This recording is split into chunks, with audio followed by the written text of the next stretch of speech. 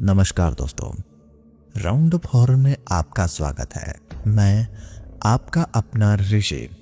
आज की कहानी एक जिन्नात की है, जिन्नात का बदला।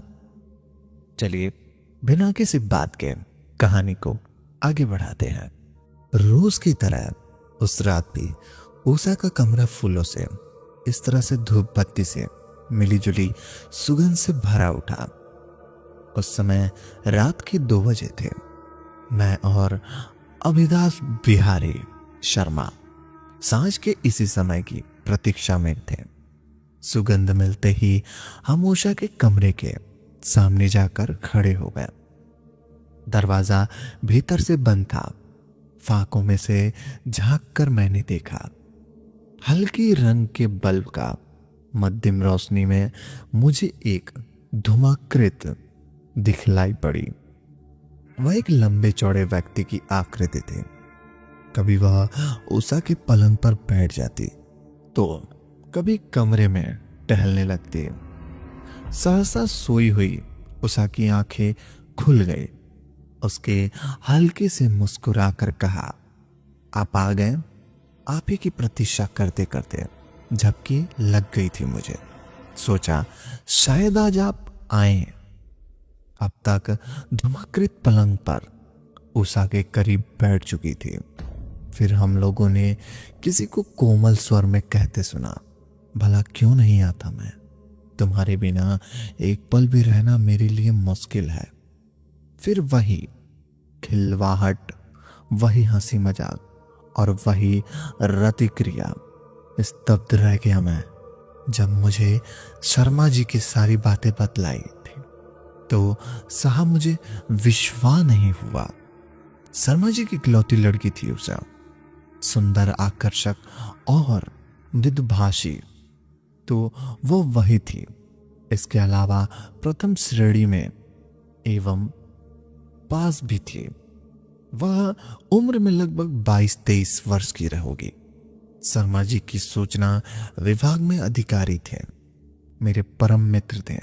वाराणसी में पद संभालने के बाद उन्होंने पहला काम किया था उषा की शादी एक लौती लड़की होने के कारण काफी धूमधाम से उसकी शादी की थी। शर्मा जी ने दिल खोलकर खर्चा किया था। उषा के पति का नाम सुरेंद्र कुमार पांडे था। वह बंबई महाविश्वविद्यालय में लेक्चरर था। शादी के तीसरे ही दिन वह वापस बंबई चला गया था। उसने कहा था कि फ्लैट मिलते ही आकर पत्नी को भी ले जाएगा, मगर शादी के 1 साल बीत जाने पर भी न फ्लैट मिला और न ही वह वाराणसी से आया। फिर भी वह उषा के बराबर पत्र व्यवहार करता रहा और सनत्व देता रहा कि फ्लैट मिलते ही बंबई में ले जाएगा। उसको एक दिन अचानक एक घटना घट गई। अगर वह घटना नहीं हुई होती तो शायद एक बहुत भयानक रहस्य से पर्दा भी न उठता। उषा एकाएक बीमारी हो गई थी। तेज बुखार आ गया। उसे ज्वर के ताप में वह बड़बड़ाने लगी। शाम को दवा लेने पर थोड़ा आराम मिला, पर वह सो गई। रात के समय उषा की मां लीलावती देवी उसके कमरे में एक यह देखने के लिए गई थी कि उसकी तबीयत कैसी है। जब वह कमरे के सामने पहुंची तो दरवाजा बंद था। पहले कभी उषा दरवाजा बंद करके नहीं सोती थी, इसलिए थोड़ा आश्चर्य हुआ लीलावती देवी को। फिर सहसा किसी के साथ उषा के हंसने बोलने की आवाज सुनाई पड़ी तो लीलावती एकदम चौंक पड़ी। इतनी रात को भला कौन है उषा के कमरे में? वह किसके साथ हंस बोल रही है?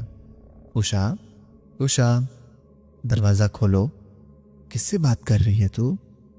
दरवाजा भड़बड़ाती हुई लीलावती देवी फुसफुसाहट भरे कठोर स्वर में बोली। उठी थोड़ी देर बाद कमरे में बत्ती जली। फिर दरवाजा खुल गया। सामने अलसाई हुई उषा खड़ी थी। उसके बाल बिखरे थे और साड़ी अस्त व्यस्त थी। लीलावती देवी कमरे में गई तो सहसा उसकी नाक के फूलों, इत्र और धूप बत्ती को मिली। जूली सुगंध भरी। आश्चर्य था। उन्होंने नजरें घुमाकर चारों ओर देखा, फिर उषा से पूछने लगी, तो किसके साथ बात कर रही थी? कौन था तेरे कमरे में? बोल जल्दी, कौन था? लीलावती देवी को अपनी बेटी और उसके चरित्र पर पूरा भरोसा एवं विश्वास था। फिर भी उस समय उन्होंने कुछ सुना था, उससे संदेह होना स्वाभाविक ही था। उषा ने कोई जवाब नहीं दिया। उसने एक बार रहस्यमय दृष्टि से मां की ओर देखा, फिर धम्म में पलंग पर बैठ गई। लीलावती देवी का संदेह और पक्का हो गया। उन्होंने सोचा, दाल में जरूर कुछ काला है। उस समय तो नहीं, लेकिन कुछ दिन उषा से काफी पूछताछ की गई, फिर भी वो हजार मौन। उषा ने कुछ नहीं बताया, बस माँ बाप की ओर अपलक निहारती रही। सभी हैरान थे। सयानी वियाही और पढ़ी लिखी लड़की की मार पीट कर या धमाकर भी कुछ नहीं पूछा जा सकता। उस रात के बाद तो रोज ही रात में उषा के कमरे का दरवाजा बंद मिलने लगा। उस समय कमरे का वातावरण सुगंधमय हो उठता। कभी कभी किसी के साथ उषा के हंसने बोलने की भी आवाज सुनाई पड़ने लगी, लेकिन लाख पूछने पर भी वह किसी को कुछ नहीं बताया करती। दिन पर दिन उसकी कंचन जैसी देह पीली पड़ती जा रही थी, आंखें धंसती जा रही थी। खिले हुए गुलाब के फूल जैसा सुंदर चेहरा मुरझाने लगा। आंखें हर समय लाल रहने लगी। बोलना और लोगों का मिलना जुलना भी बहुत कम हो गया। उषा हर समय अपने कमरे के पलंग पर ही पड़ी रहती। एक दिन शर्मा जी से ये सारी बात मुझे बताई तो सुनकर मुझे लगा आश्चर्य नहीं हुआ। आखिर मैंने उषा को अपने यहां लाने के लिए कह दिया। एकांत में काफी घुमा फिरा कर पूछने पर उषा ने संकोच भरे स्वर में मुझे जो बतलाया, उसे सुनकर मेरा मन अविश्वास और आश्चर्य से मिले जुले भाव जैसा भर गया। 1 महीने से रोज रात को 2 बजे उषा से मिलने सुरेंद्र आया करता था। भला यह कैसे संभव है? अगर वह 1 महीने से वाराणसी में है तो सास ससुर से मिलने क्यों नहीं आया? इस तरह लुक छिपकर आधी रात को पत्नी से मिलने क्या जरूरत थी, जबकि उसके लिए कोई प्रतिबंधी नहीं था। इतने दिन हो गए पर घर वालों की नजर क्यों नहीं पड़ी? किस रास्ते से आता है वह?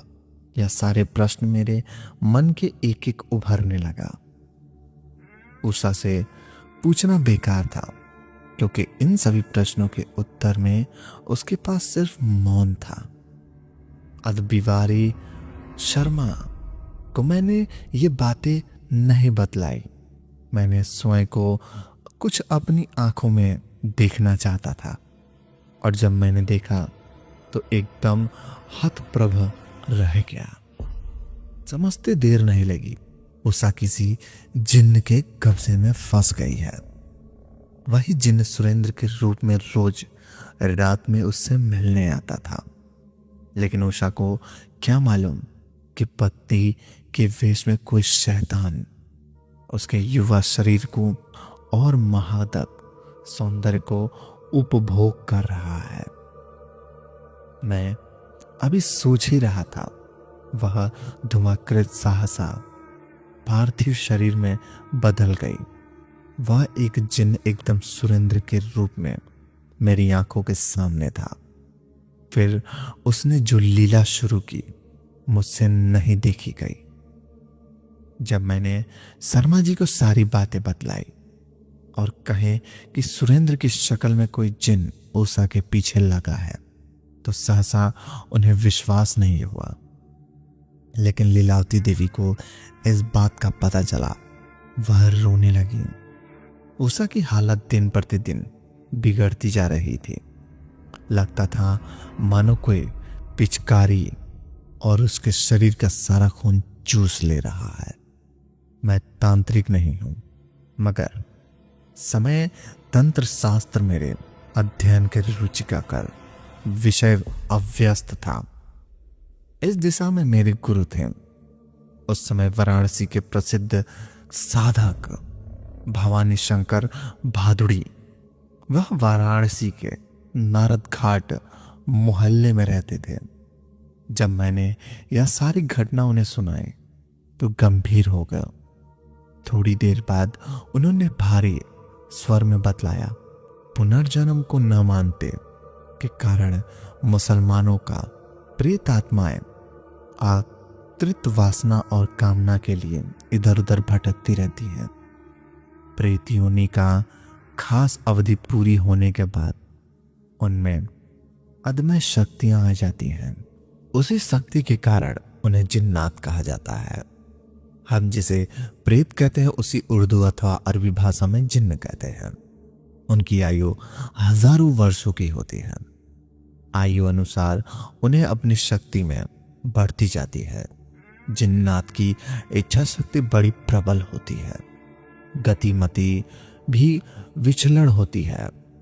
वे अपने असीम मनोबल और इच्छा शक्ति से अस्वभाव और असंभव कार्य करने की सकने का सामर्थ्य होते हैं। सुरेंद्र का रूप धारण कर लेना कोई बड़ी बात नहीं है उनके लिए, मगर इसके पीछे कोई अवश्य कोई गंभीर रहस्य है। बिना किसी खास कारण के जिन्नात किसी को इंसान रूप धारण करके किसी औरत का उपभोग नहीं कर सकते हैं। भादुड़ी महाशय ने जब मैंने उषा की बाधा दूर करने का याचना की, उन्होंने यह कहकर टाल दिया, वह तंत्र मार्ग के साधक उपासक है, इसीलिए असमर्थ है। मगर मैं हार नहीं मानी, प्रयत्न करने में लगा रहा। अंत में एक दिन भादुड़ी महाशय ने मुझे एक अरबी मंत्र दिया और उसकी क्रिया एवं विधि भी समझा दी। उसी के अनुसार मैं काम करने लगा। एक बृहस्पतिवार को शुक्रवार के निकल गया, क्योंकि उल्लेखनीय बातें नहीं हुई। लेकिन दूसरे गुरुवार की रात में एक विचित्र घटना घटी। उस समय मैं भादुड़ी महाशय की बताई हुई विधि के अनुसार क्रिया कर रहा था। तभी अचानक कमरे का वातावरण फूल, इत्र और सुगंध से भर उठा। सुगंध बिल्कुल वैसी ही थी जैसे उषा के कमरे में समीप अनुभव की थी। अभी मैं कुछ सोच ही रहा था कि दूसरे ही क्षण भीतर के बंद कमरे का दरवाजा अपने आप फटाक से खुल गया। चौंक कर जब मैंने उस ओर देखा तो एकदम स्तब्ध रह गया। मेरे सामने उषा खड़ी थी। उसकी आंखें गुल्लर के फूल की तरह लाल थी और चेहरा सुर्ख था। पहले तो उसे देखकर सहम गया। मैं फिर संभल कर मैंने पूछा, इस वक्त तुम यहां कैसे आई अकेले? तुमने बुलाया तो आना पड़ा। क्या चाहते हो बोलो, किस लिए बुलाया है? भगवान। उषा का स्वर नहीं था, वह बोलने का ढंग उसका नहीं था, वह किसी मर्द का स्वर था। उषा मुझे चाचा जी कहती थी। मेरे लिए तुम शब्द का प्रयोग उसके लिए संव्यर्थ संभव था। दूसरे ही क्षण मेरे मस्तिष्क में कुछ कौंध गया। निश्चित में उषा का स्वर जिन्न का स्वर में था। वह तुरंत नौकर भेजकर मैंने अद विवाहरी शर्मा को बुलवाया। वह भागे भागे आए तो मालूम हुआ कि उषा के शाम से ही घर से गायब थी। खांसते खांसते लोग परेशान हो गए। मैं वस्तु थी समझ गया। मंत्र शक्ति के आकर्षित होकर जिन खींचा हुआ मेरे पास चला आया था। आश्चर्य की बात तो थी कि उषा के मेरे मकान भी पहले कभी नहीं देखा था। वह मेरे यहाँ कभी नहीं आई थी। कुछ देर तक तो सब मेरी ओर घूरती रही, फिर एकाएक पलटी और कमरे के बाहर आने लगी। उसके कदम बड़ी तेजी से उठ रहे थे। मैं और शर्मा जी उसके पीछे लपक पड़े। रात के 10 बजे थे इस समय। सितंबर का महीना था। कोहरे का अच्छान सुन्नासान सड़क, आगे आगे उषा और पीछे पीछे लपके जा रहे थे हम लोग। अजीब स्थिति थी। मैंने शर्मा जी से कहा, देखना है कि यह कहाँ जाती है, जरूर कोई रहस्य है इससे। मेरा अनुमान सही निकला। उषा शहर के बाहर जाकर एक खंडहर नुमा मकान के सामने एक टूटी फूटी कब्र से लिपट गई। उस समय वहां बिलक बिलक कर बड़े करुणा स्वर में रो रही थी। निरंजन सुनसान इलाका, चारों ओर मरकट जैसी उदासी छाई हुई थी। तो यही था रहस्य। मगर कब्र से लिपट कर रोने की बात हम दोनों को समझ में नहीं आई। उसी समय निकट के स्थित कब्रिस्तान का बूढ़ा चौकीदार अब्दुल मजीद हाथ में लालटेन लिए हुए सामने से आता हुआ दिखलाई पड़ा। वह मुझे पहचानता था। सलाम करके बोला, क्या मजरा है पंडित जी? मैंने शुरू से लेकर अंत तक की सारी बात कथा सुनाती मजिद को। सुनकर भी वह एक सन्न रह गया। फिर खांसते हुए उसने फुसफुसा कर जैसे अपने आप से कहा या खुद, क्या फिर कमाल मियाँ रूह जाग गए? कमाल मियाँ कौन है? मैंने पूछा। लेकिन उस वक्त मजिद ने कुछ नहीं बतलाया, सिर्फ इतना ही कहा, बहुत ज्यादा रात हो गई है, आप लोग बिटिया को लेकर जाइए। कल एक किसी वक्त तशरीफ ले आए तो मैं सब बतला दूंगा। दूसरे दिन अब्दुल मजीद ने कहानी सुनाई। वह अजीबो गरीब तो थी, एक ही हद तक अविश्वसनीय भी थी। संक्षेप में सुनाऊंगा तो इसे अब्दुल मजीद ने बतलाया कि यह कब्र कमाल साहब की है। 100 साल पहले इसी जगह वह हजरत दफन हुए थे। अपने जमाने के बड़े शौकीन मिजाज के अय्याश तबीयत कमाल साहब। 4 अदद बीबियां तो थीं, इनके अलावा कई रखैल भी थीं। अपने वकील की इकलौते बेटे थे। काफी दौलत थी। बाप के मरने के बाद दोनों अय्याशी में रुपए खर्च करने लगे। कोई रोकने टोकने वाला भी नहीं था। जमाने की ढलान पर कमाल मियाँ का नाचने वाली पर फिदा हो गए। उस नाचने वाली का नाम था चमेली बाई। सचमुच चमेली का फूल ही थी। वह क्या गजब का हुस्न था। इतनी हसीन की जन्नत की परियां भी उसके सामने पानी भरती हुई लगी। जमीन पर सांस का स्याह उतरने की दलमंडी में उसका कोठा बनारस की रईस यादों से भर जाता था। घुंघरू की झनकार के साथ तबले उठकने लगते थे। बेला, चमेली, जूही के फूलों के इत्रों की खुशबू से रंगीन रात महक उठती थी। चांदी के गिलास में सूरह ढालकर जब अपनी मेहंदी लगे हाथों से वह पेश करती थी तो रईस जादे अपनी खुशकिस्मती समझते थे। न जाने कैसे कमाल साहब को भवक मिल गई चमेली बाई के हुस्न की। फिर उन्होंने देर नहीं की, फौरन चांदी की थाली में 1000 गुना जमुनी सिक्के रेशमी रुमाल से ढककर नजराने के रूप में चमेली बाई के पास भिजवा दिए। आखिर क्या हुआ था चमेली के साथ? क्या वह अपनी जिंदगी से आज़ाद हो पाई या फिर उस जन्नत के कैद में रही? जानने के लिए मिलते हैं अगले भाग में। तब तक के लिए धन्यवाद। अगर कहानी पसंद आई हो तो वीडियो को लाइक और चैनल को सब्सक्राइब कर दो, ताकि हमारी आने वाली कहानियाँ सबसे पहले आप तक पहुँचे। धन्यवाद।